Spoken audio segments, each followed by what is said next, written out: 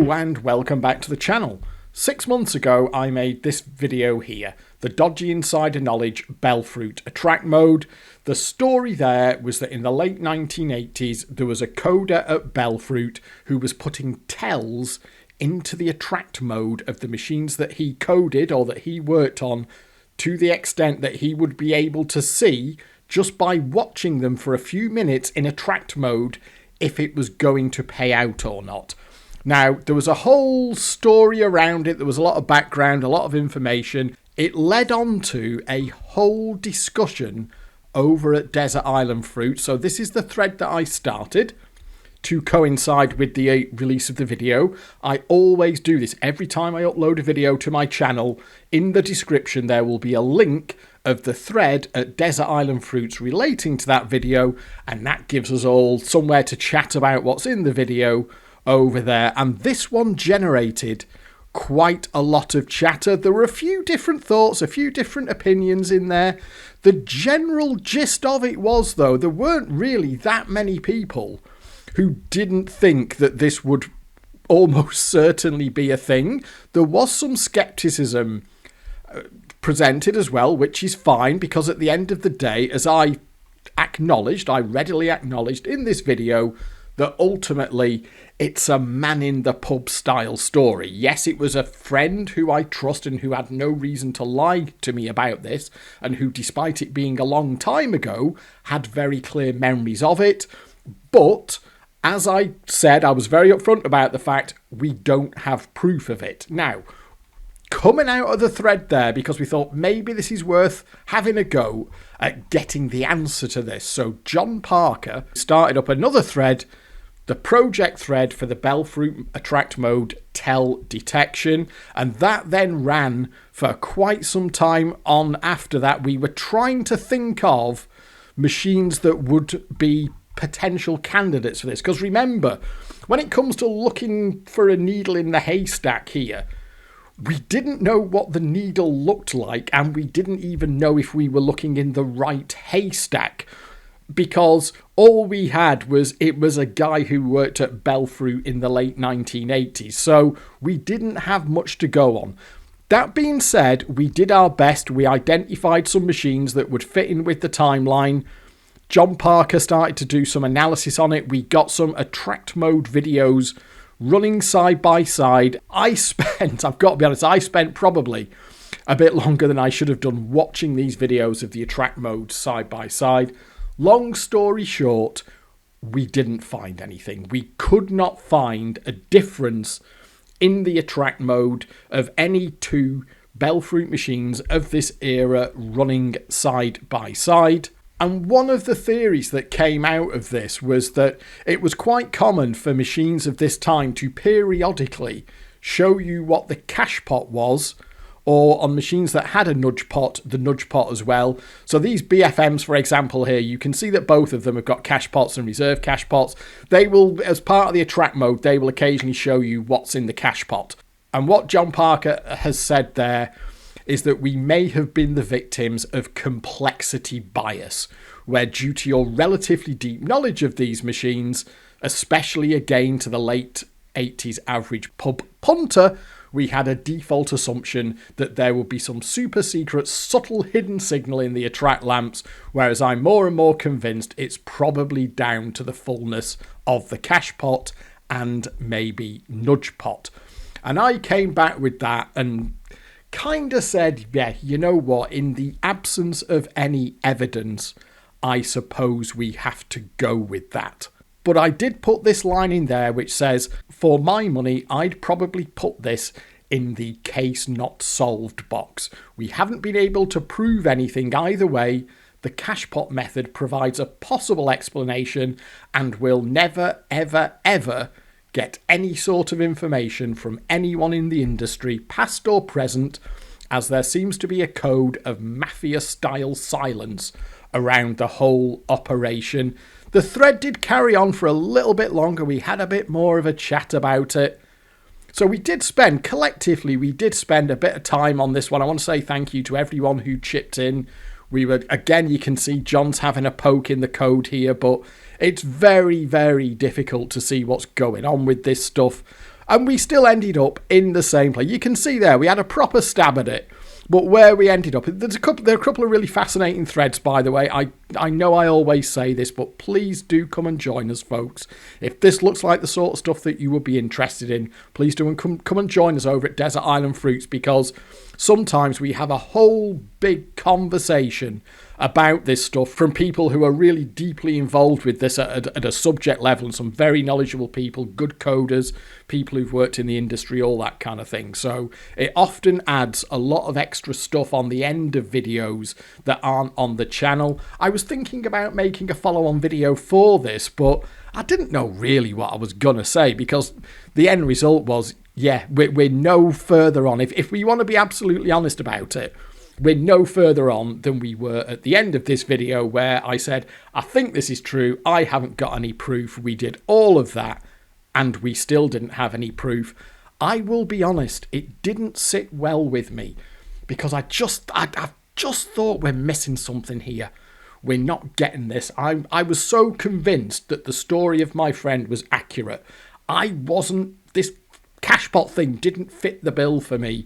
But what can you do? You can't just make shit up. We didn't have any proof of it, and it sat in the back of my head as a little bit of a I'm not very content with how that one's ended up, but I'll have to put up with it. Fast forward to about a week ago, and I got a PM over at Desert Island Fruits from a member there called Hinchy. So thank you to Hinchy, who gave me a little bit of a heads up and said, I don't know if you're aware of this, mate, but there's a guy posting in a group on Facebook who says he used to work in the industry. He was a coder. He's put a list of machines that he worked on, and he's posting some pretty interesting stuff. So I thought, no, I'm not aware of that. Let me just have a little poke around. And I actually managed to find it, because one of his things had been cross-posted into the Jackpotty group on Facebook, and that led me off to this group here, which is the Cashman EQ Apps and Tournaments Facebook group. It's a new one on me, I've got to be honest. However, it is a public group. You can see there, anyone can see who's in the group and what they post. Visible, anyone can find this group. So you don't need to do anything special to read what's in this group. You can just, as long as you've got a Facebook account, you can look at it and you can join it as well. I joined it, but you don't get any extra visibility of anything by joining it. But I thought there's a possibility here that I'll want to join in with the conversation, so I will join the group as well. But you can just view this publicly, and I found the post by the guy. They are still there at this moment in time, so you can just go and look at these things for yourself. It mostly seems to be around these kind of fruit machine app things, which are designed to sort of replicate real fruit machines, but with slightly strange jackpots, and you can play them on your phone. You know, Roller Coaster UK fruit machine apps on Google Play, that kind of thing. There's one of the old sort of sevens machines by BFM, but running with a £50 jackpot.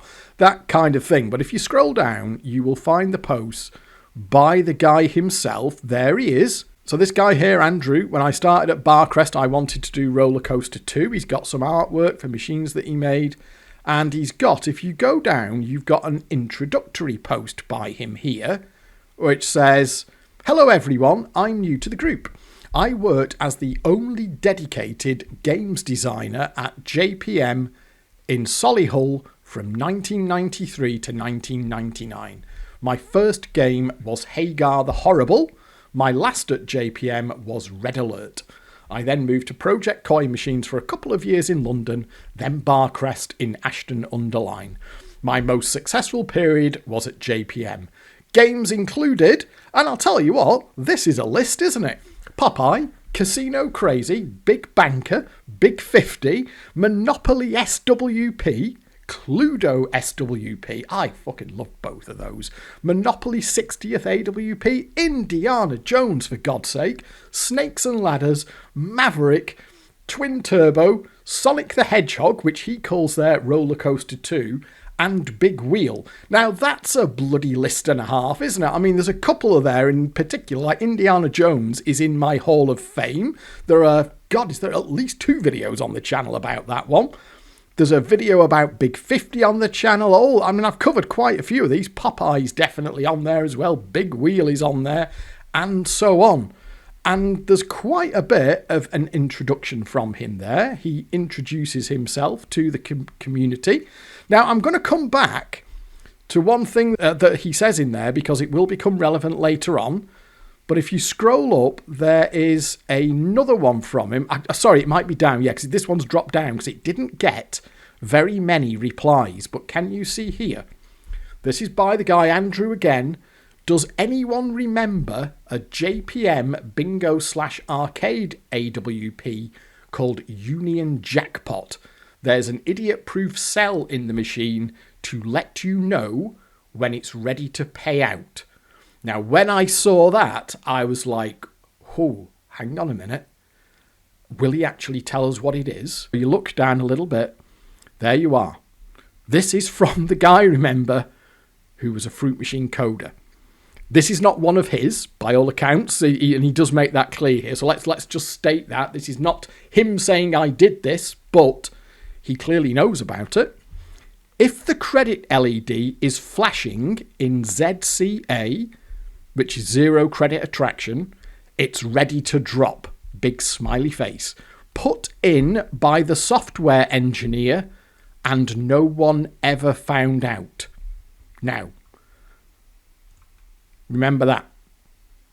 Remember what the contention was there, and the problem at the end of it was we didn't have proof. Then, look at this. If the credit LED is flashing in ZCA, zero credit attraction, it's ready to drop, big smiley face, put in by the software engineer and no one ever found out. So that gives us far, far more than we had there. The thing that would really nail this one on, the thing that would really prove the case now, is if we could show this working in the emulator. If we could take what we have here, which I would say carries a large amount of authority. Incidentally, if you have a Google around on this guy, I'm pretty sure he is who he says he is. There's quite a lot of historic, if you know what terms to search for, there's quite a lot of evidence out there that this guy is who he says he is. But you could still say, as some said about this, it's just kind of what a bloke told you, isn't it? It doesn't prove anything. Well, Union Jackpot is emulated. Now, first of all, I'll show it to you. This is the flyer for Union Jackpot. We don't have a DX layout for this. We've had a classic for ever and ever and ever, right back from the early version of MFME that supported the System 5 tech. That was over 20 years ago.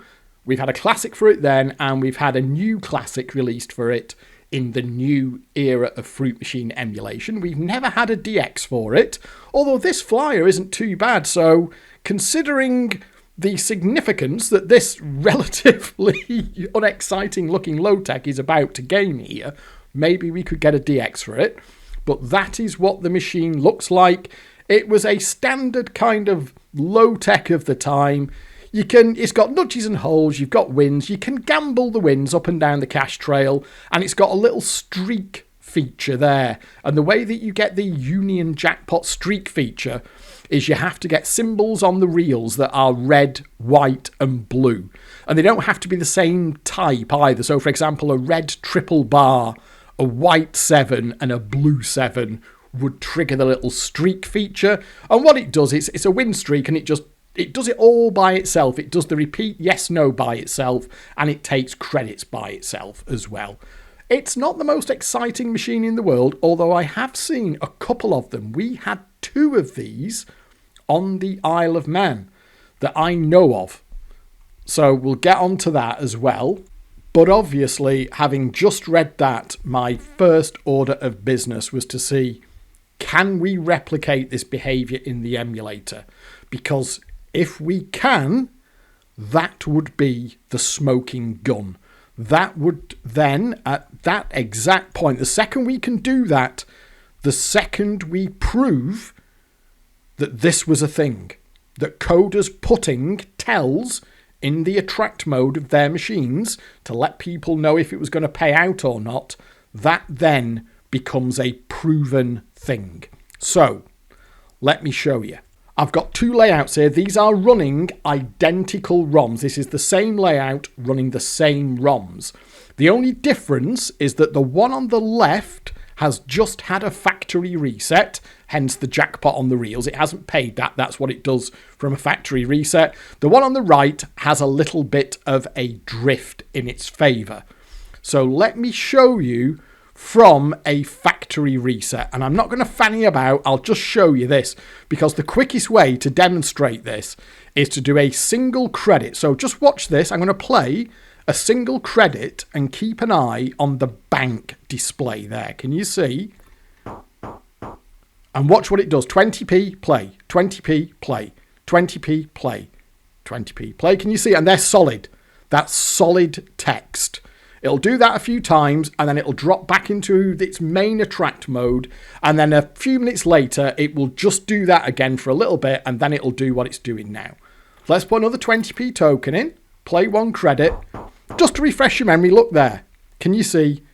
20p play, 20p play, 20p play. Now, this has had a factory reset. So what that means is the compensator is going to swing wildly very, very quickly because small amounts of money can have a big impact on the compensator. Now, what I'm going to try and do here is lose a fiver without getting a win. So I'm going to try and hold away from the streak feature. Sometimes it just drops it in. Remember, it's red, white and blue on 1, 2, 3. So I'm going to try and avoid that if I can. The thing to bear in mind, like I just said, it's not going to take much money for this compensator to have a big positive drift. Let's just get away from that because there's basically been no money in this machine. From my testing, I've spent a lot of time fucking around with this machine this week. From my testing, a fiver should be enough or pretty much will be enough. So we'll just try it. Sometimes it just drops the streak in, which is a bit annoying.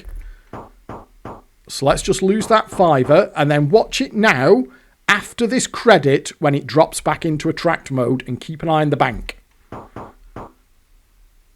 Right. Still just saying, can you see 20p play, 20p play, 20p play? Let's just put another couple of quid through it. So obviously it's taken 7 quid now from a factory reset and hasn't paid anything out. Let's just let it drop into attract mode again. Can you see there? It's changed. 20p flashing play. 20p flashing play. I'll give you the TLDR version, folks. This machine does exactly what this guy said. Now, if you watch this video, I'll just refresh your memory if you did, and if you didn't, just to give you a quick synopsis.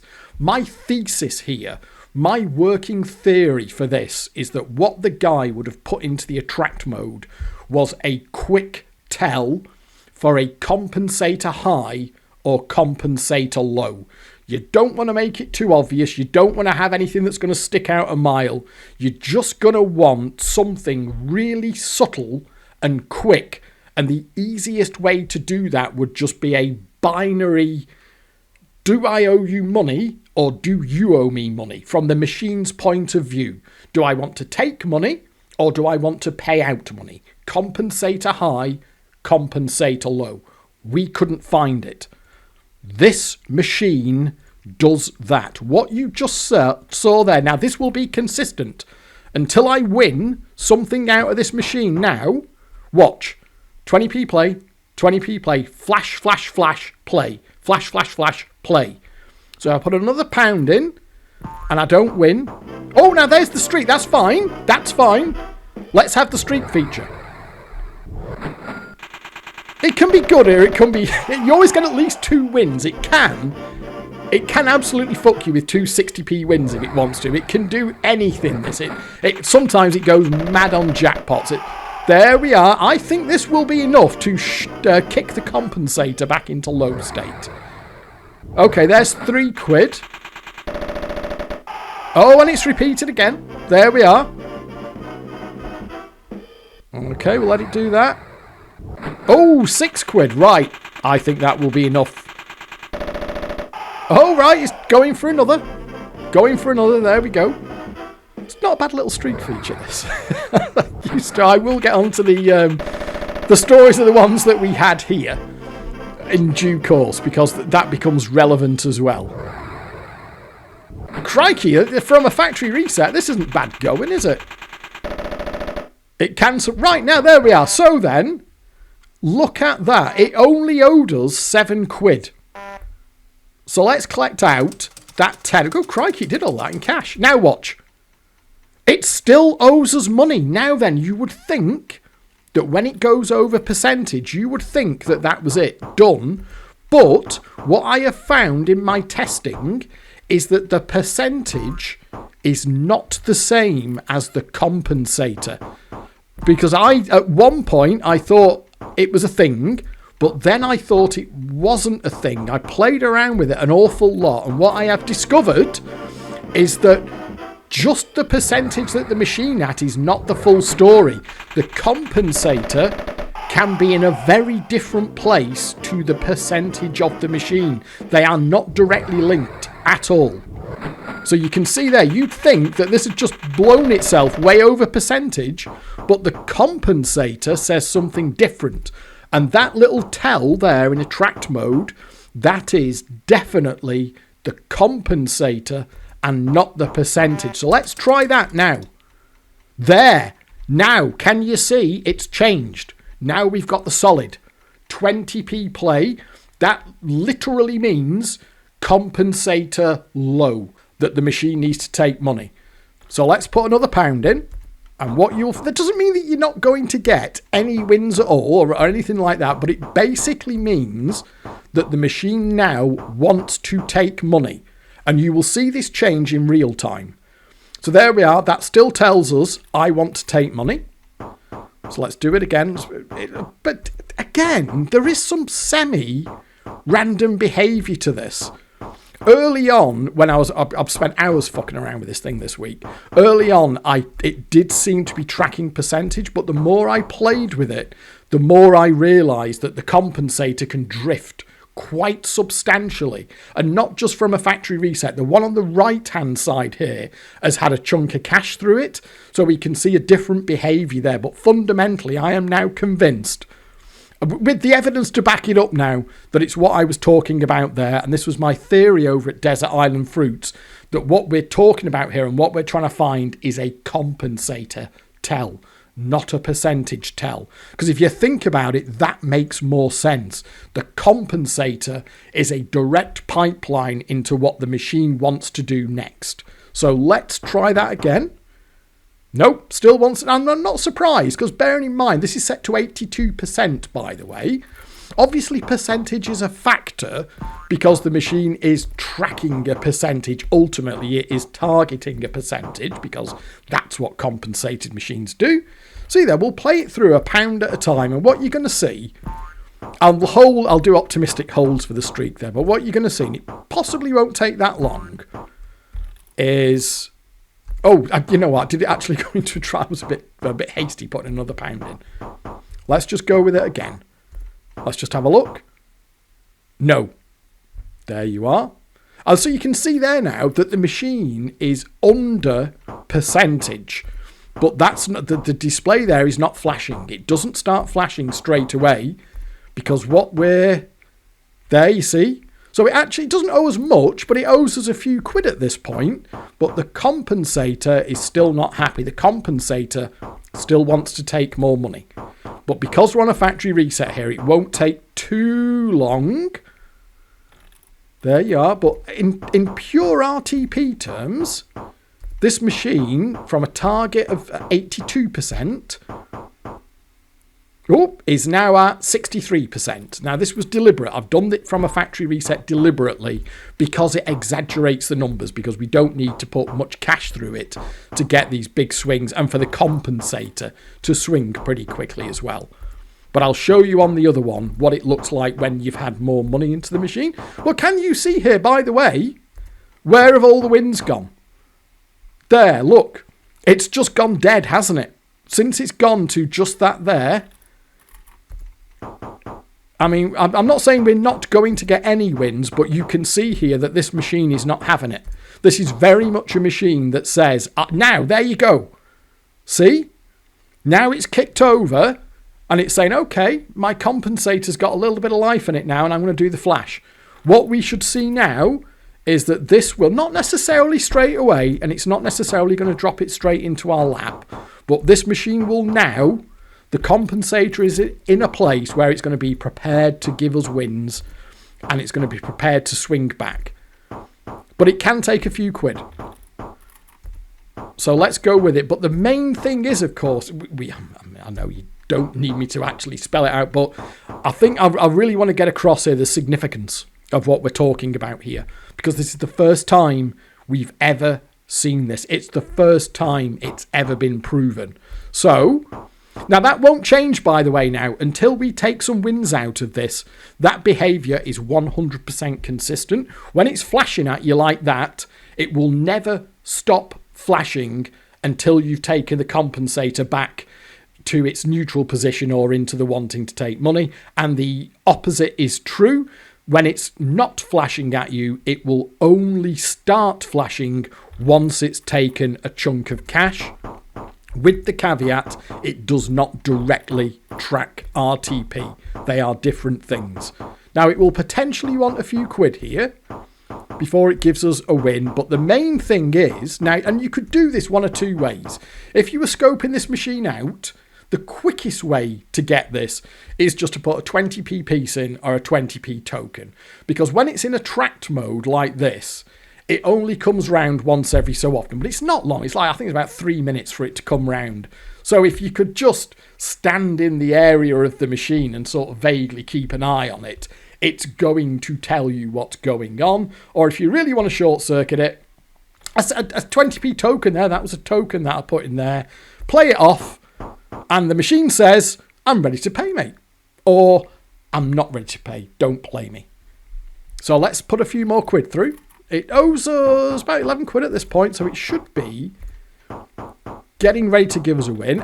Like I said, it doesn't mean you're going to get loads of wins straight away. So what you would do, if you were playing this for profit and you knew about this tell, what you would be doing here is you'd come armed with a few quid, because you know it can take a few pounds to pay. Now, you can gamble here if you want. Oh, there we are. It's not the happiest gamble in the world, but... Oh, do we want to go for the jackers? Go on. Oh, there we go.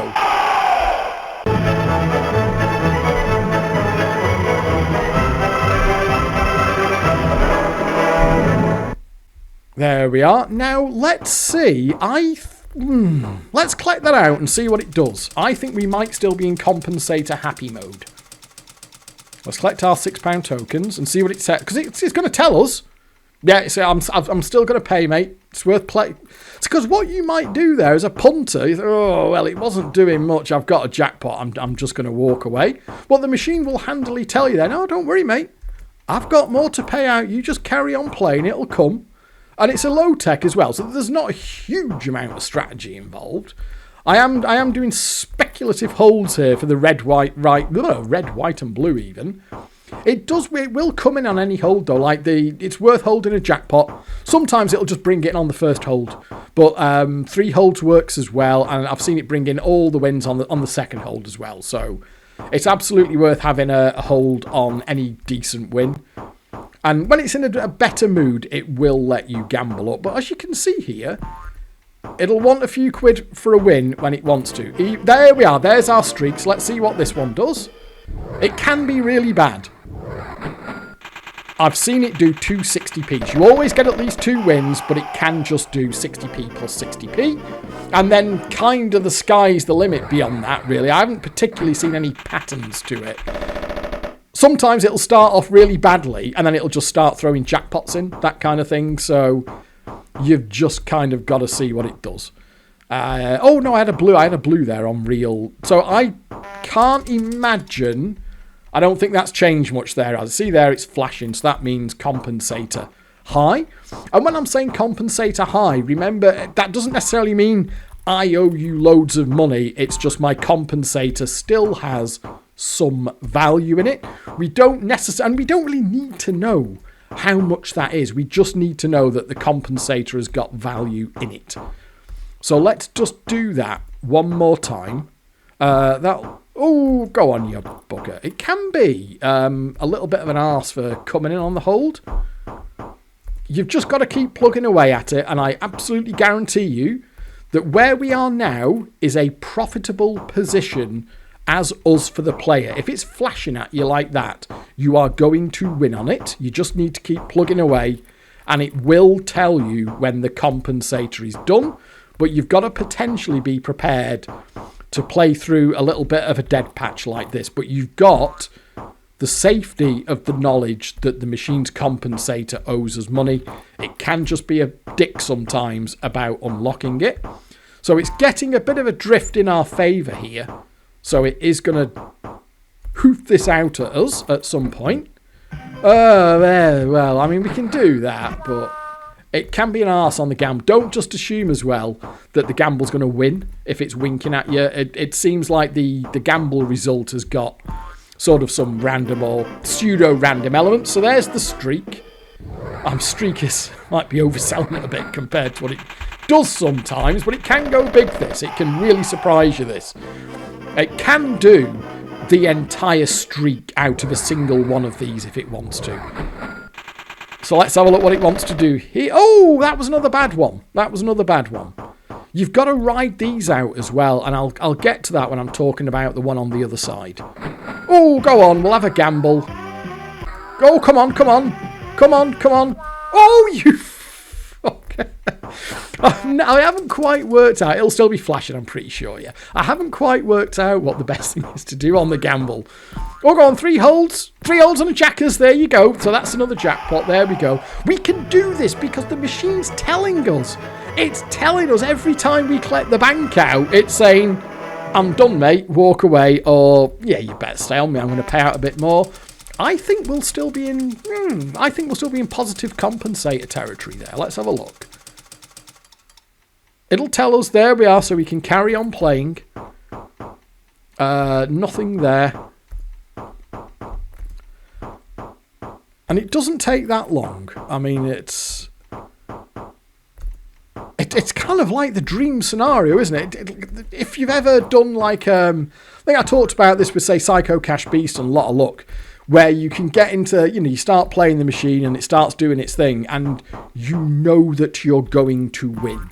Or an alien, when you know how to do an alien and it shows out that it's boarding, you know that you're going to win.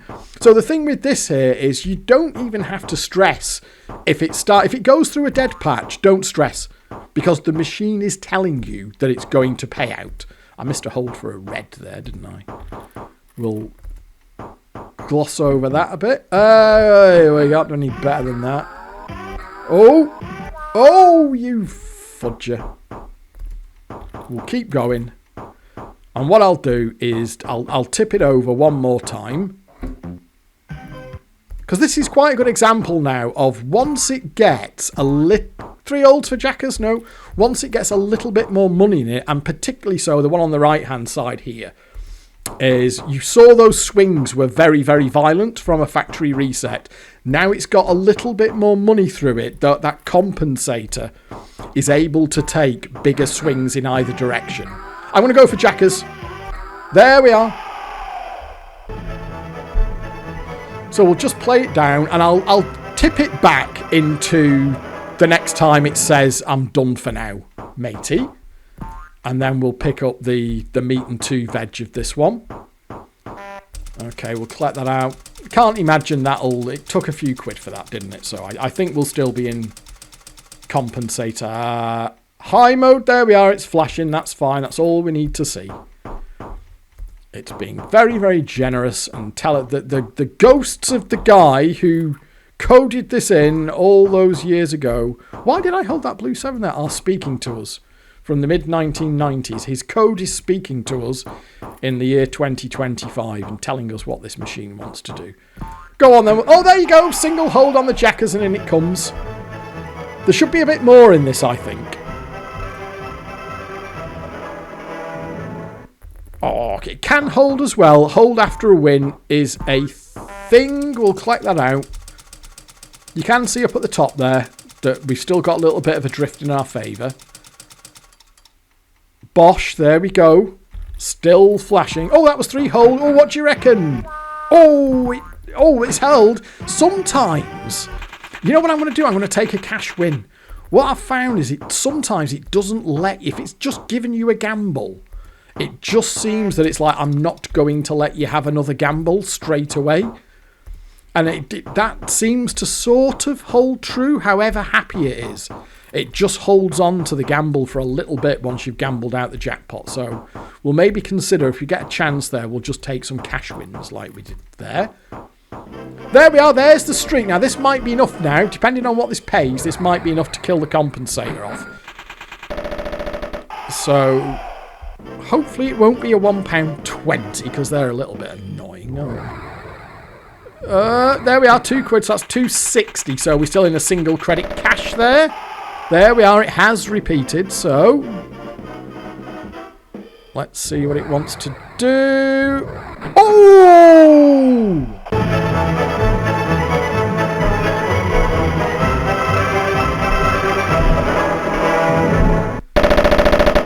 And another, it can surprise you, it can just go for another jackpot here. Go on, that'd be quite nice, wouldn't it? Oh, £3, not a bad little one, this. Right, so this will now send it over percentage. Remember, that won't necessarily completely kill the compensator, though. Oh, bosh, it's not a bad one, this, is it? Any more? No, let's collect that out. Oh, what's up there? Let's cheat. Oh. Go on, let's just have the £2. Let's see if we can... well, it's definitely going to be over percentage now. The compensator may still have a little bit left in it. But keep an eye, obviously, keep an eye on the bank, because it's going to tell us straight away. Ah, I'm done for now, mate. I'm done. You need to walk away.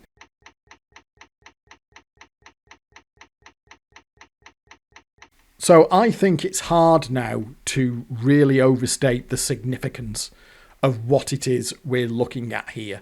Because this is, honestly, my take on this is that this is a seismic event in the terms of what we know about fruit machines. Because our knowledge now of what fruit machines can do and what was put into them in the past has now changed on a fundamental level. Now, you could argue that we were there with that, because what I was talking about there was essentially what I've just demonstrated to you.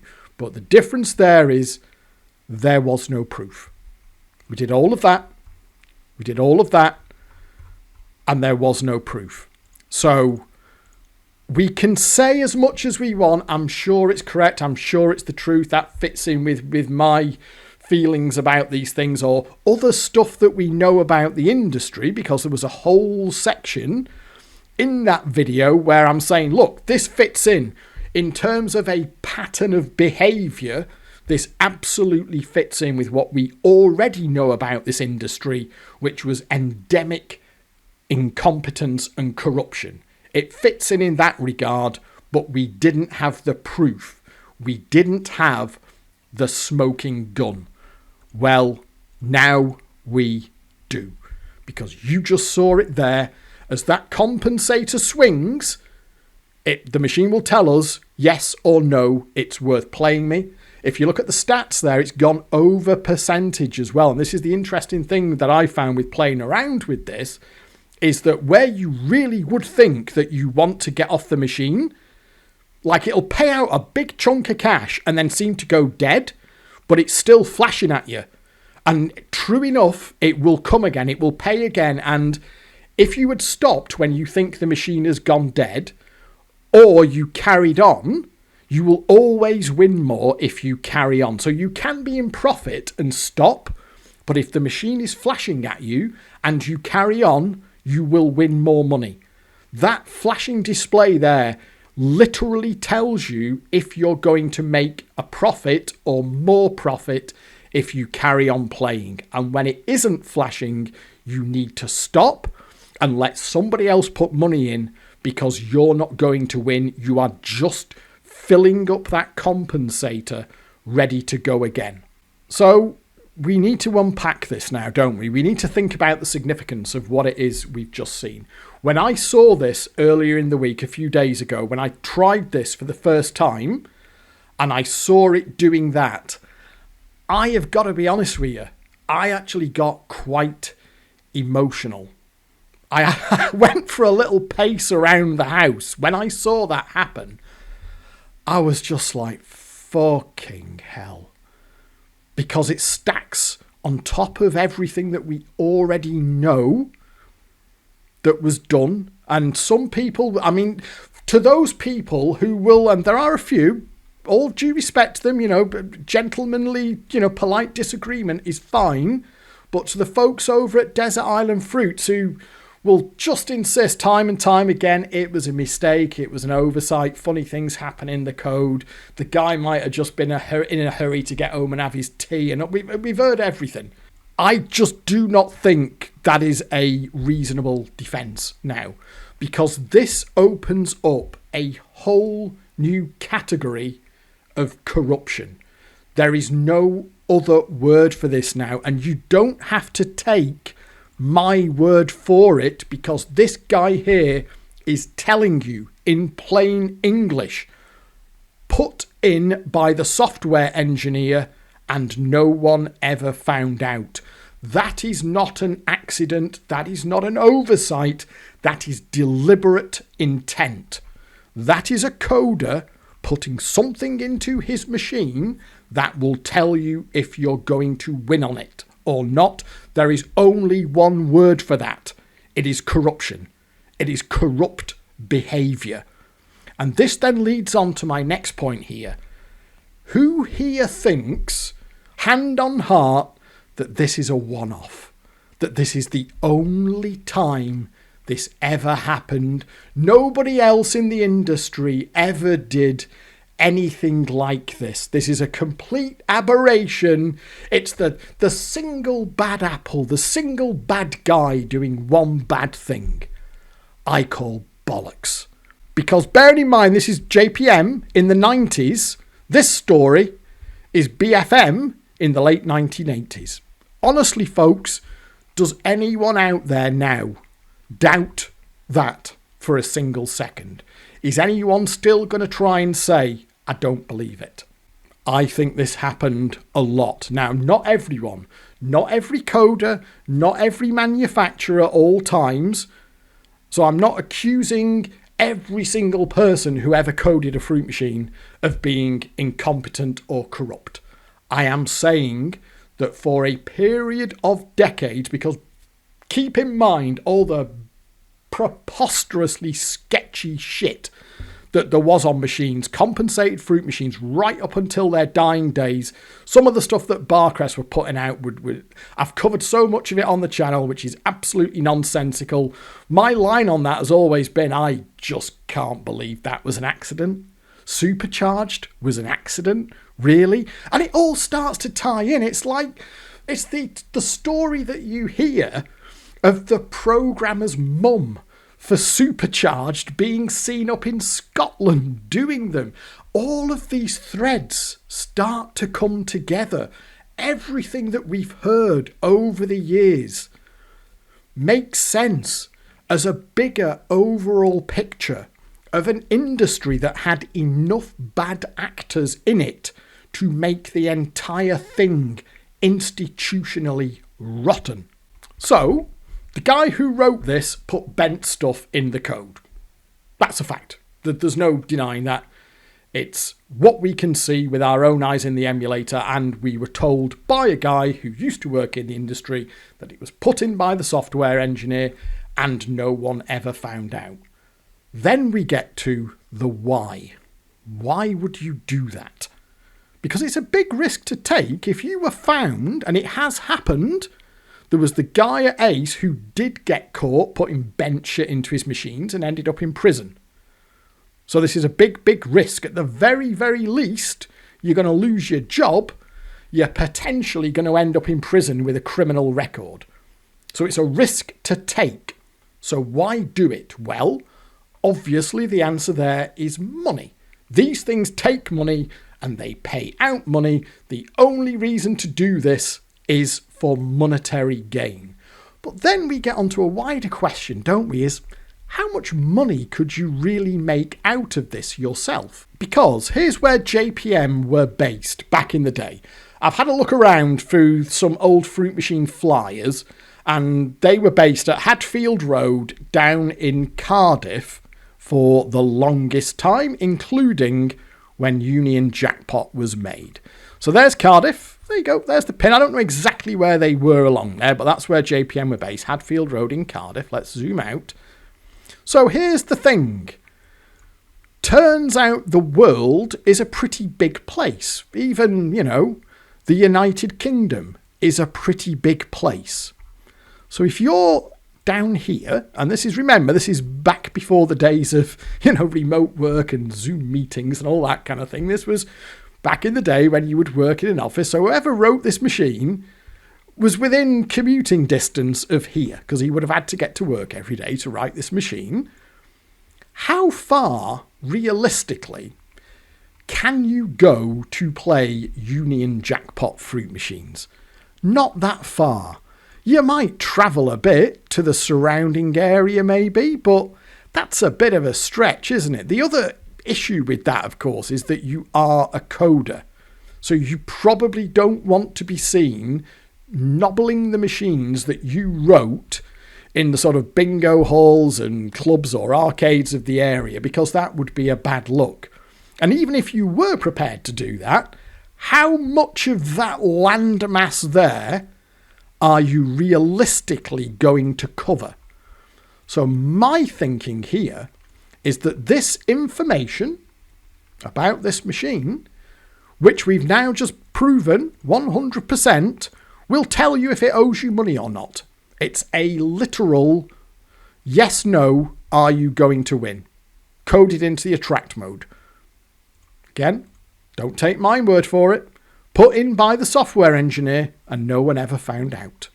So that information has value to everyone around the country who would want it. Now, at this point, by the way, I am going more into supposition. It's a hypothesis, if you will. But again, it's what I was talking about just a few moments ago about all the threads coming together. For the longest time in fruit machine circles, the conversation around this has been that there are certain coders working at different companies, and they moved around. You can see there that the guy who told us about this worked at 3 different fruit machine companies, that there were certain coders operating at certain companies at any given time, and they would put shit into their machines and they would sell it. Because realistically, the guy writing this machine down in Hadfield Road in Cardiff, his machine or his code in a machine could end up anywhere there. So if you've got contacts around a place, that then becomes very valuable information. In fact, we've got some numbers there, by the way, from that guy. One that was considered to have sold pretty badly would have done like 900 to 1,000 units. Good machines could sell thousands and thousands of units. So there's plenty of them all over the place. And that ties then into the sale of information. Selling the information into the network at the top level for large amounts of cash, and then slowly it filters down over time. If things reach a critical mass, they would get rechipped or whatever. But there would be a period of time when this information on Union Jackpot was potentially very, very valuable. Remember also that we are in a pre-internet era. This would have been phone calls, the early days of mobile phones in the mid-1990s. People who really wanted one and had a use for them will have used them, whatever it may be. But there will have been mechanisms in place for these things to get out and about into the wild. Because why do that? Why take that risk for the sake of potentially making a few quid on your local patch and getting caught playing the machine that you coded? Makes far more sense to get it out there and keep it on the hush-hush. how much money could you sell that method for? 500 quid? £1,000? If you could sell that method for 500 quid and sell it to 20 people, you've just made £10,000.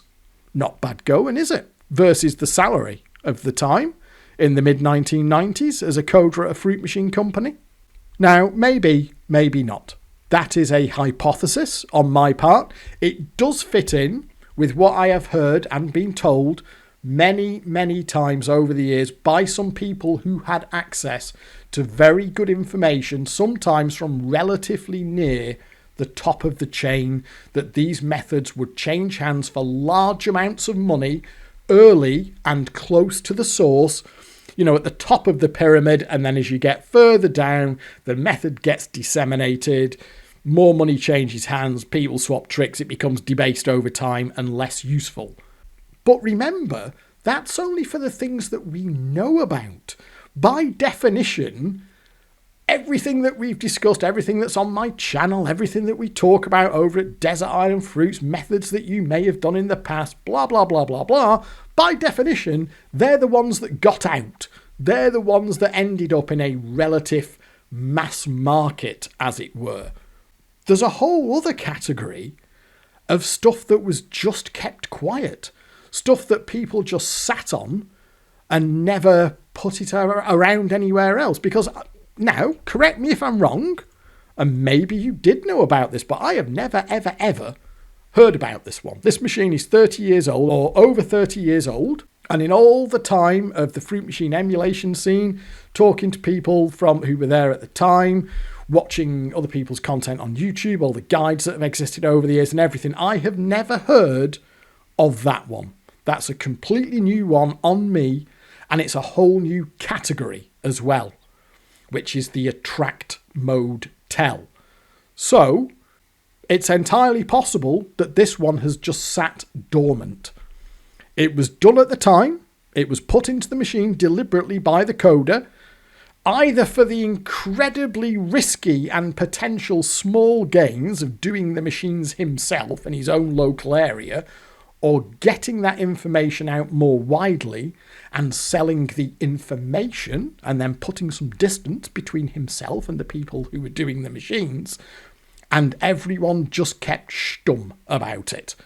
And then the machines all vanished after a period of time, and then here we are in the year 2025, and it's been unearthed, or rather revealed, by this guy here who says that it was put in by a software engineer and no one ever found out.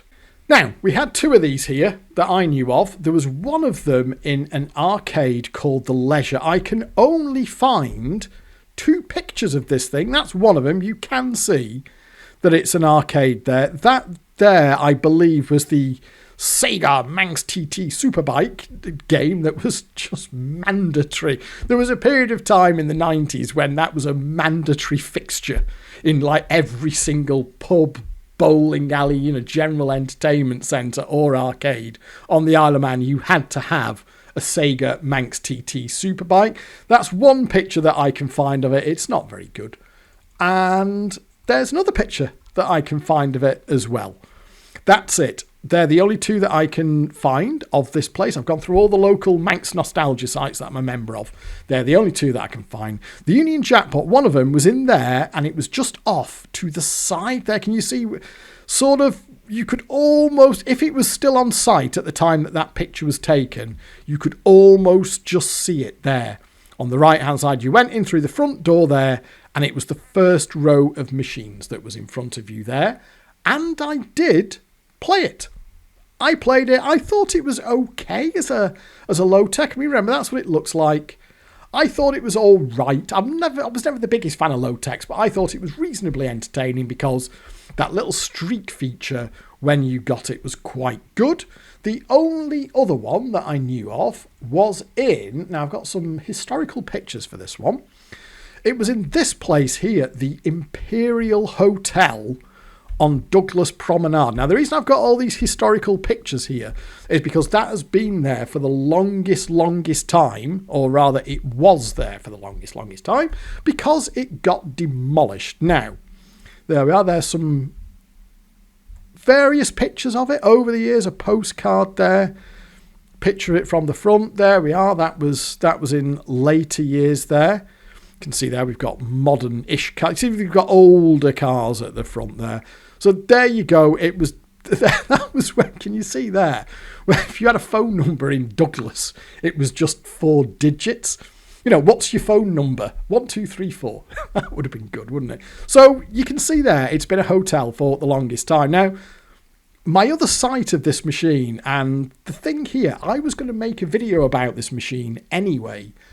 And it's been on my list of videos to do for the longest time. Before I knew anything about this stuff, it's always been one that I wanted to do for the reason, and the point of the video rather, was the stupid way that fruit machines can bury themselves in your brain. Because in the late 1990s, I worked for a company, and one of the things that they did as a sort of side gig, because they had loads and loads of AV equipment as their sort of major line of business for what they did, as a side hustle, well, a side hustle, as a side business, they would loan that AV equipment out to venues who wanted to put on a show, you know, like speakers, sound systems, projectors, if you wanted cameras to film stuff, anything like that. And one of the tasks that we had one day was they were doing a big function at the Imperial. Can you see down in the bottom right hand corner there, on the sort of ground level or almost basement level here, they had a place called Imps, which was a nightclub, Imps nightclub at the Imperial Hotel. You can see there, it is a very big building, and it goes all the way to the back there. And they were doing a big presentation gala style thing in Imps. And me and a couple of guys from the place we were, our job was to get all the AV equipment. They were hiring some AV equipment off us for the evening, and we were going to take it down there in the afternoon. So we got it down there, we got it out the van, set it all up, did a sound test, vision test, light test, all that stuff, made sure everything was working okay, and then the job would be, they'd have their event, and then we'd come back and get it the next day after they'd finished. But we had a little bit of waiting around while the guy was coming ready, and he was getting the keys to get into the right bit and all the rest of it. So we were just kind of left just to wander the ground floor for a little bit while we were waiting to get into the area that we needed to. And I just had a wander through. This is the middle, it was like in the morning as well, so it was really quiet in there. So I just had a wander through to the bar area, which is through, that was the bar area there. And in there, they had a Union Jackpot, and it was turned off. Now, at this time, I'm saying this would have probably been 97, 98. It would definitely have been somewhere between 96 and 99, because that's when I worked there. They had a Union Jackpot in there, and it was turned off, and this was in the bad old days of addiction. And I was mesmerised by this fruit machine, even though it was turned off. Bearing in mind, I'm at work, and the fruit machine was turned off. But just the sight of a fruit machine, the existence of a fruit machine, the presence of a fruit machine was hypnotic to me, and I wanted to play it so much. I had a few quid on me. I mean, if the thing had been turned on, I'd have probably tried to sneak a couple of cheeky quid in it, even though, you know, I'm on the clock and I'm at work and I'm supposed to be doing something. But as it was turned off and I couldn't play it. But I looked at it. I looked at the cabinet. I sort of, even though it was turned off, I pressed the buttons. You know, as the object of my addiction, there was something incredibly alluring about the mere presence of a fruit machine. And I just wanted to put money into it and play it. But I couldn't. The guy came and he let us in and we did what we needed to do and we fucked off and came back the next day to get it. And yet, from that time, let's say it was 97 or 1998, forever, that then became, in my head, the Union Jackpot Hotel. I walk past that hotel most days because when I park up down the prom and then walk up into Douglas to work and then back again. So I walk past, when it was still a hotel, I walk past it every day. And then, since it's been knocked down, I walk past the site where it used to stand, but that is always part of my psyche. that is the place where I saw the Union Jackpot. That is how much fruit machines were capable of burning themselves into my brain. And the point of the video about it was going to be the strangeness, this strange relationship that we have in our heads. If you've been an addict or you are an addict, you will know what I'm talking about. I think that the things that were destroying us were also incredibly appealing. And even when they were turned off, even in their dormant state, like all you would want to do is put money into it and play it. And that was going to be the gist of the video. And I was going to expand out upon that theme because, let's be honest, the machine itself, it's okay as a low tech, but there's not really much more to it than that. For reference, they knocked it down. That is the Imperial site. They knocked it down in 2018. That was when I was walking back to my car after work and I thought I'll take a picture of it. I also recorded a video. It took them a few days to knock it down. As you can see, it's a big, big building. Happy days if you lived in those flats at the back there, because over the course of a few days, you got a sea view that you'd never had before. So a little bit of a Brucey bonus for the people living there. But here it is. I have a video. There we go. There it is. There's the sort of, I think the guy he'd finished with his big digger thing for the day. It was a fairly major operation. They were very sturdy and well built, those old Victorian buildings. But there is the site being cleared there, and unfortunately they haven't put anything up there. It's just a patch of wasteland.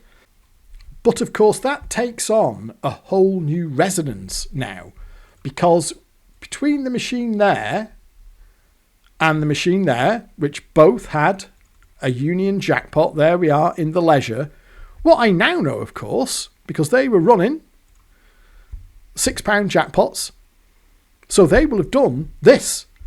There will have been, let's go back to this here, there will have been a tendril of this corruption that started in Hadfield Road down in Cardiff. Imagine those machines spreading out all across the country. Little black threads of corruption finding their way into arcades and bingo halls, wherever it may have been, all over the country. And at least 2 of them found their way to Douglas on the Isle of Man. I had no idea. I could not even conceive for a second that anything such as this existed. And yet there they were, doing their thing, doing their attract motel that lets you know if it's about to pay out or not. And I wonder if anyone here knew about that. Did anyone here know the tricks on this? Did anyone here know that you just have to watch this thing in attract mode for 2 or 3 minutes and it's going to tell you if it's going to pay out or not? I do remember losing a few quid on it. The one in the leisure, I definitely remember taking some losses on that. Wonder if anyone knew that all you need to do, put 20p in and just watch straight away, or just watch it in attract mode for a little while and it will tell you if it's going to pay out or not. And then I think, how many of these were out there? Because I think you would have to be, forgive me here, but I think you would have to be spectacularly naive at this point to believe for a second. See there, they're doing 2 different things at the same time. Left is not going to pay, right is going to pay. So if you're not convinced about this, my apologies, because this might sound slightly rude, but I think you would have to be naive to an otherworldly level to think for 1 second that this was a one-off. I think the opposite is true. I think that this was commonplace. I think there were enough coders doing this at any given time to make the world of compensated fruit machines an absolute minefield for anyone who wasn't clued up. People such as myself, who were the addicts who were filling these up, we were the lambs to the slaughter. We had one job and one job only. Our job was to play machines like this one here on the left. This one here that does that. Welcome, Mr. Degworth. Your job now is to put all your money into this until it starts doing what this one on the right is doing here, which is saying, I'm ready to pay out now. I do not believe for 1 second that this is an isolated case. I was convinced of it back then. What I didn't have then was the proof. And it was a massive task to actually be able to not know what machines you're looking for, not know if it got chipped out at some point, because maybe somebody at Bellfruit, after this guy had left, realised what the fuck he'd done and was like, oh, fucking hell, we better cover that up, get a rechip out. Because this is the other thing, there's been an absolute conspiracy of silence from the industry itself on this one. That's been the biggest problem with all of this stuff over the years, is getting anyone who ever worked with this to actually admit that any of this shit went on or tell you about it. And where they are prepared to speak, you, again, with respect, you get there, oh, well, it was just a mistake, you know, things happen. He might have wanted to go home for his super noodles or whatever. The case is proven now. We've now shown that this happened, that this was a thing, that coders put tells into their attract modes. You cannot put this genie back in the bottle now because he's shown himself, he's revealed himself, and he said, on top of everything else, on top of all the mistakes that were made, on top of all the, like numbering, for example, and with the greatest of respect to Andrew here, he is asked in one of these posts about numbering, and he kind of swerves that one. It's a little bit, oh, well, I wouldn't know about that. Because, of course, if you look at his list of machines, some of those did numbering. My personal suspicion here is that he's dropped this as like a little sort of interesting little nugget of trivia without perhaps realising the wider implications of what he's revealed there, which is that there is a category now. Like I said, there's a new category of corruption, and it is attract mode tells deliberately being put into machines by coders, and I will then hypothesize beyond that that that was done deliberately with an intention to sell it on into a network of top tier players who would pay good money. Because let's face it, if you were a professional fruit machine player, if this was your living, and we know for a fact that many fruit machine players made a very good living playing fruit machines in the 1980s and the 1990s, how useful would something like this be to you? Something as simple as essentially a yes-no. It's like this machine has a light on it. And the light either says, I'm going to pay out or I'm not going to pay out. And you just need to look for the very subtle tell in attract mode to find out if the machine is going to pay or not. As a professional fruit machine player, how good would that be? If you could add a few of these into your round, or let's go the bingo hall, they've got one in the arcade there. It'll only take us 20 seconds for a single token, 10, 20 seconds to find out if it's worth playing or not. And then if it isn't, fine, we can move on. We don't have to waste any time. If it is flashing at us, then we know for a fact that we're going to win on it. That is gold dust. That is absolute god tier information to have a machine tell you as easily and as simply as that. A, if it's going to pay out, and B, when it's finished paying out and you just need to walk away. So here's what I think, folks. There was plenty of this going on.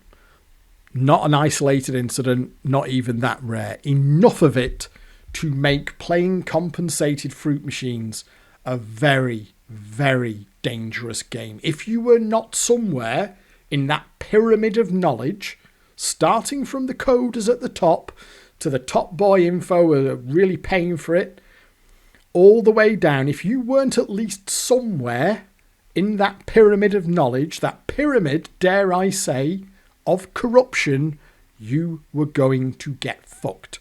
My job for 10 years was to get fucked. That was my job. Your job, Degsy, is to play that motherfucker there until that 20p starts flashing again. If you could just crack on, please, and do that, somebody who knows about the tell on this will be along after you to take all the money out of the machine. And that speaks to what I was talking about before, about the fact that when I first saw this working, with Union Jackpot, and I went, oh my God, it's a thing. And I had to go for a little walk around the house to collect my thoughts. I think the thing that bothers me the most about this, because the fact that the industry was incompetent and corrupt at an institutional level, not everyone, I'm not saying every coder, and I'm not saying every manufacturer all the time, but you reach a level of rottenness whereby you can say that something is institutionally corrupt. The fruit machine industry, let me be absolutely clear about this, the UK fruit machine industry that produced compensated fruit machines was institutionally corrupt and incompetent, and the regulator was just as bad. The regulator, in my opinion, never understood their brief, they never understood what it was they were regulating, and they never did it properly. And the price for that was written in human misery. And looking back on it, because it is decades ago now, the thing that bothers me, in the here and now, here in the year 2025, it's the things that I lost. It's the things that fell out of my life because of fruit machine addiction. And I'll just use a single example of that. Obviously, you've got all the gambling low-ebbs on the channel. They're there already. But there's one that I've never quite fitted in anywhere else. But I once got dumped by a friend, like a male friend. Now, this had been a guy that I had known for many, many years. We'd gone to senior school together. But then we split ways when we went to college, because I'd been living down in Chelmsford for a bit. I got to know this guy at senior school. We were kind of best friends at senior school. We were around each other's houses all the time. We went out together all the time. We were only at school age, this was like 14, 15, 16. So all of the things that teenagers get up to. We were really good friends. And then I moved back up to Manchester after my GCSEs. He stayed on to do his A-levels down there. I went up to Manchester to do my A-levels. But we stayed in touch. Throughout the 2 years of our A-levels, we stayed in touch. And that was at a time when staying in touch meant writing letters and phone calls. It was also a time when if you made long distance phone calls, you get the evil eye as well, because you paid by the minute, and Lord help you if you made a long distance phone call before cheap time started at 6 p.m. So we maintained contact over the 2 years of our A-levels. I also went down to Chelmsford a few times and met him over those 2 years, and then he came up to uni to do his degree.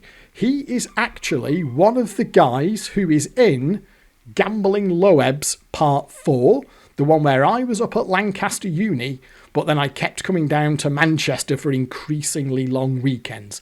He's one of the ones in that video who I was out with, pubbing and clubbing and all the rest of it. So we had, for a couple of 18, 19-year-olds, we'd had a pretty long-lasting, enduring friendship. But the fruit machines were a constant thorn in the side of that. We'd go out for a night out and I'd lose all my money on the fruit machines. I'd had to borrow some off him, or I'd spend too long at the fruit machines, and it'd be a bit like, come on, mate, you're going to sit down and have a chat with us or play a game of pool or something. It was always like, it was the kind of, I like being your friend, but these fucking fruit machines are getting in the way all the time.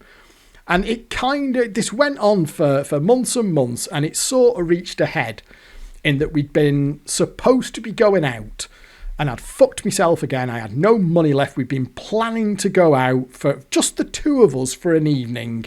I think there was some stuff that he wanted to talk to me about, and the idea was we were going to go out, we were going to have a few beers and just have a bit of friend time and have a chat. And I had no money. And he was like, fucking hell, man. It's like, right, look, I'll tell you what, not a problem. I'll lend you 20 quid for the evening, but will you just promise me you're not going to play the fruit machines? Look, I don't mind lending you 20 quid. I'm not worried about getting it back straight away. I'll lend you some money so we can go out, but just stay away from the fruit machines. That's all I ask. We can fucking have a chat, have a beer, play pool, pinball, all that other good pub stuff. Just don't play the fruit machines because I don't want you to run out of money. I was like, yeah, not a problem. Won't happen. Let's just go out. I promise you. You can guess what happened. We went out in the pubs of city centre Manchester, and for fucking shame, I waited until he'd gone to the bog, Because remember what I was just talking about the Union Jackpot in the Imperial Hotel? Even turned off, these things hypnotised me. So when he went to the bog, the fruit machine's right there, and it's not turned off, obviously. I thought, fucking hell, I'll just sneak a couple of quid while he's gone for a piss. So I put a couple of quid in, and I'm like, okay, not paying, I'll put another quid in, okay. It's taken longer than I was expecting, and he comes out the toilet, and I'm playing the fruit machine. And he's like, for fuck's sake, man, I know, just have a couple of quid, And he's like, right, okay, then, you said you weren't going to, but whatever. You know the rest. I lost all my money. He's watching this happen. And he said, have you got any more money after that? I said, oh, mate, it's just going to pay out. I know it's going to pay out. Fucking hell, man. And, you know, we're both adults. It's not like he's going to physically remove me from the machine or physically take my money off me. So he's just watching. And I'm like, fucking hell. And it takes all my money. So he's like, right, okay. I said, well, go, let's just walk up into town and see if we can go somewhere else. And he's like, well, you know, you've got no money. So we got into the city centre. You know, there's another pub right there. And he's kind of gone a bit quiet. And I was like, fucking hell, what do I do here? Like, do I ask for more money? He hasn't offered more money. And he just said, I can't do this anymore. And I'm like, so it just hurts too much being your friend. It's like, I've asked you tonight. I said, I've time and time again, this has happened. I've put up with it so many times. And like, I've told you as a friend, I want to spend some time with you. I want to have a chat with you. And I asked you to do, I had given you the money and I asked you not to do just one thing for one night. And it's like, I can't believe you care about me as a friend if you're going to do that, because now you're skint. And if I don't give you any more money, you can't even get a drink. He said, I'm sorry. He said, I really like you. We've known each other for years, but I cannot be your friend anymore. This is just too painful. He said, I'm not talking. I said, oh, come on, man. It doesn't have to be like that. No, I'm not talking to you now. I said, I'm too fucking annoyed. And I'm not going to shout at you. I'm not going to fall out or start throwing punches. But right now, I just cannot talk to you. And he just walked off. And that was it. That friendship was bust. There was a couple we kind of reached out to each other a little bit after it. But you know when something is just broken. You know when, and it doesn't have to be a romantic relationship. It can be a friendship. Sometimes something happens that breaks a relationship at a fundamental level. A line is crossed, a betrayal is committed, a promise is broken. Just something happens that cracks something at a foundational level and it can never work again. And I did that to that friendship. That broke that day and it never, ever came back. I've even, in a few years ago, I even looked him up on Facebook and I found him on Facebook and I thought about sending him a message across the years to see if, didn't even know what I wanted to say, but we'd been friends for, God, I mean, we were first friends when I was, 13, 14 we were? You know, that's to have been friends for like 6 years by, really good close friends, to have been friends for that by the age of 18, 19, that's not bad going. To the point that, like I say, we made that effort to write letters and phone each other when we spent 2 years in different bits of the country. And I fucked it. I fucked that friendship with fruit machines. My addiction to fruit machines fucked that friendship. And that's on me. I've always said, my through line throughout every single video on the channel where I've talked about this stuff is that's on me. I did that. There was no gun to my head making me do that. But as I talked about in this video here, the gambling monster will never stop chasing you. There was somebody else involved here. There was another party involved here. And that was this fruit machine industry. They are part of this as well. And as per that video there, the story that I told about the young lad who I met in the pub there, who'd gone away to uni and just fallen foul to a catastrophic addiction like I did, he didn't know what he was up against. And I didn't know what I was up against either. I remember from the very early days of going to the pub with my friends, and I showed a pretty early aptitude for skill stops and real matches. I know you wouldn't believe it looking at me in the emulator now, but when we first started going to the pub, and hang on a minute, Double Chance there, that's the fella. They had this in the Royal Oak in Radcliffe, a Double Chance, and we were all new to the pub. We were all kind of new to these fruit machine things, and we all had a go at them, and we all had a go at this skill cache feature. And my friends were shit at it.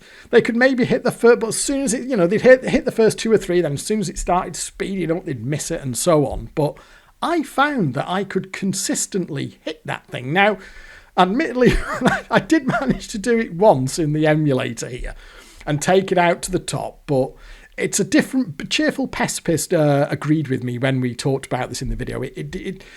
Not that the emulator's wrong, but there's something very different about doing it in the emulator to doing it with a physical machine. It's not quite the same thing. And let's be honest, we're much, much older now. When I was doing this in the pub, I was, 17, 18 years old. It probably was 17 when we first started going to the Royal. I mean, you can see there, I did actually manage to do it once in the emulator. There we go, that's hustling a bit, isn't it?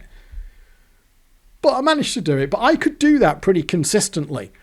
So these things are in the pub there, and it actually kind of looked like a money-making opportunity. I appeared to have skills that my friends didn't have, and they were like, fucking hell, man, you could make some money on these.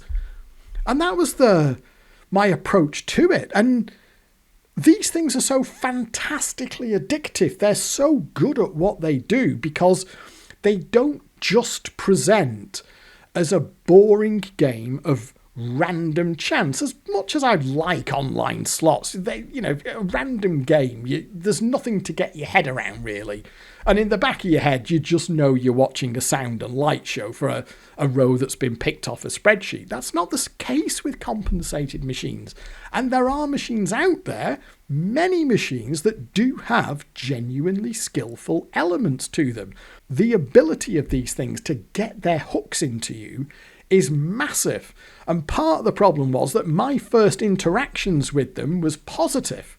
As I said in the interview with Cheerful Pessimist, I won on a potluck up at my brother's golf club. This also tied in with when we first started to be able to get served into the pub. I was able to do skill cache on Double Chance. I got a streak out of a 7 Heaven and so on.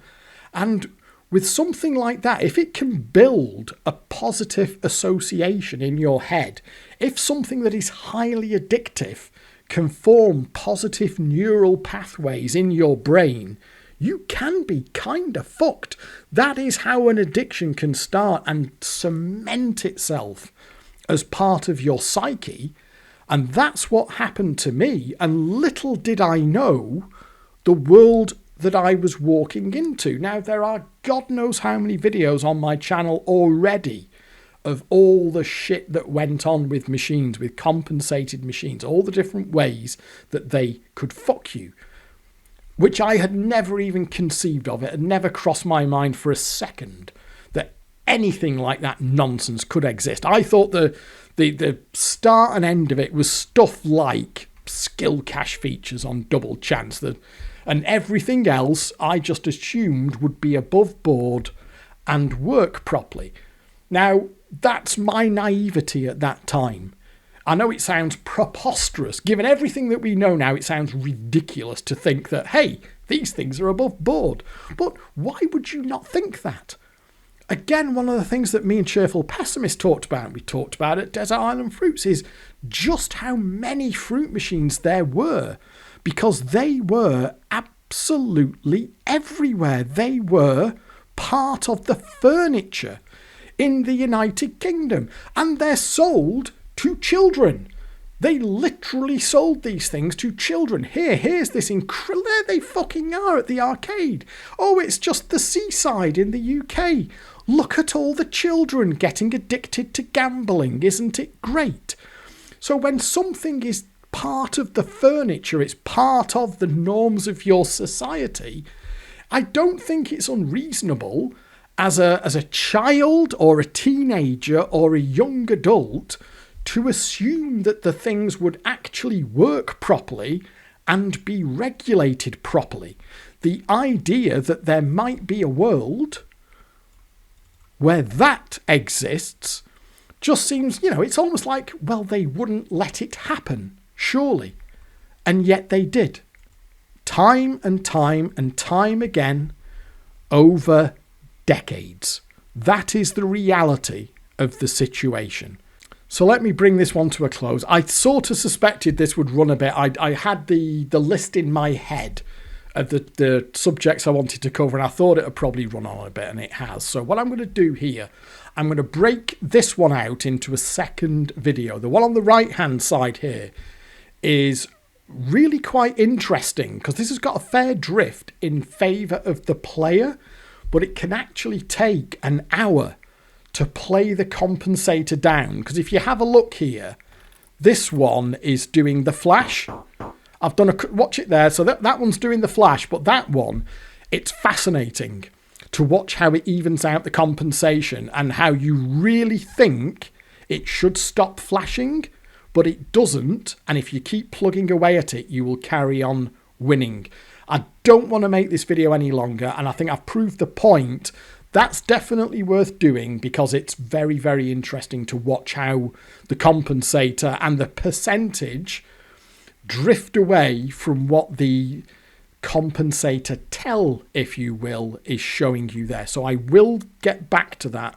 I'll do it in another video because I do want to get this one wrapped up. I'm going to say again, folks, this is huge. I think you can see that for yourself, that this is one of those things that has been hinted at, maybe talked about over the years, suspected. I went as far in that video, there we are, I went as far in that video to say, okay, this is not evidence, but it's a very strong corroborating story about what we've been told over the years, or what we've suspected over the years. That's gone now because we proved it. And the thing is, folks, you only need to prove it once. That's the binary difference here. At that point, the proof was a 0. Now, the proof is a 1. That's a big switch to flick because that changes the whole landscape. Now, I bring you back to that question I posed before. Who seriously thinks that this only happened once? And I'll just bring you into one more comment as well from Andrew himself. And it's this bit here. A comment is made, where did JPM lose its way as it was once a leader in AWPs? And Andrew replies, I left, big laughing emoji. So, that's a tongue-in-cheek comment. Fair enough. It's the next bit I want you to pay attention to. BFM killed it with its 20 plus deal or no deal games. Nothing could touch them. Dodgy, in brackets, illegal software helped. It didn't stick to the gaming law. Companies complained, but nothing was ever done by the Gaming Commission. So let that sink in for a second. Now, bearing in mind that this is the same guy who has just shown us exactly where the body is buried. He went straight to that one with a very precise, accurate piece of information about a compensator tell that was deliberately coded into Union Jackpot. A man who worked in the industry over several different companies, and he says here about BFM, dodgy, in brackets, illegal software helped. It didn't stick to the gaming law. I think there's going to be some more to do on this one. As I said before, there's a genie out of the bottle now, and I think there's going to be more to talk about, and we'll get to that in due course. I don't know how open Andrew would be to speaking any more about this or to speaking to me about it. To be clear, I am not accusing this guy of doing anything underhand. I've been very clear in this video. I'm not saying it was all coders or all manufacturers at all times. I'm saying there was enough of it going on to make the barrel rotten. I mean, looking at this guy's list of machines here, he has made some of the very best fruit machines ever, and he also made the Monopoly and Cluedo SWPs, which I think were fucking fantastic as well. So I'm not having a pop at your man himself here at all, but there's shit that we need to talk about now. Now, I've been wondering all week about how I was going to finish this video off, because I've been turning it over in my head time and time again. What do I want to hit? What do I want to cover? What do I want to talk about? What are the points? Because as soon as I saw that actually happen in front of me, that compensator tell happen in front of me, I was like, okay, that's the next video on the channel. That will be my job at the weekend. How am I going to round it up? Because it's a lot. It's a lot to unpack, and it paints a whole new landscape. You know, when I was talking before about the guy who I talked to in the pub, who just had no idea what he was up against. I had no idea what I was up against. You can't beat these odds. You cannot prevail against a wall of, and I'm sorry, I'm going to use the words again, you cannot prevail against a wall of incompetence and corruption that is being actively exploited all the time. You cannot win against that unless you are part of that pyramid of corruption. You're just going to get fucked. You are the fodder. You are the collateral damage. You're the chumps who are getting sent out of the trenches to get mown down. That's your job in this. That was my job in all of this for a period of 10 years.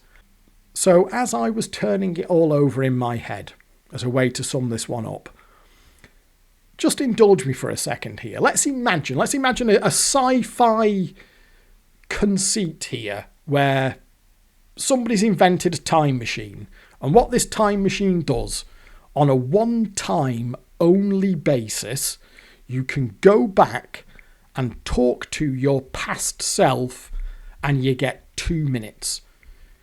You can only do it once. You can only go and talk to yourself, and it gives you the opportunity to convey whatever you want to in those 2 minutes. Yeah, I know it's a little bit far-fetched, but you know, that's the way sci-fi works. As long as you stick to the rules of the world that you've created, that's fine. So let's say that that's a thing. And let's say that I get the opportunity to go back in time to myself and give my past self at some point a piece of advice. This is where I'd catch up to myself. It's when me and my friends were going into the Royal Oak pub, sometime probably early 1991 this would have been, and about the time they had that double chance fruit machine. Grabbed myself as me and my friends are going in and just get myself off to one side here. Now, to start with, they'd probably be like, who are you? What the fuck are you doing? I said, shush, listen to me. I'm you from the future. Oh, fuck off. No.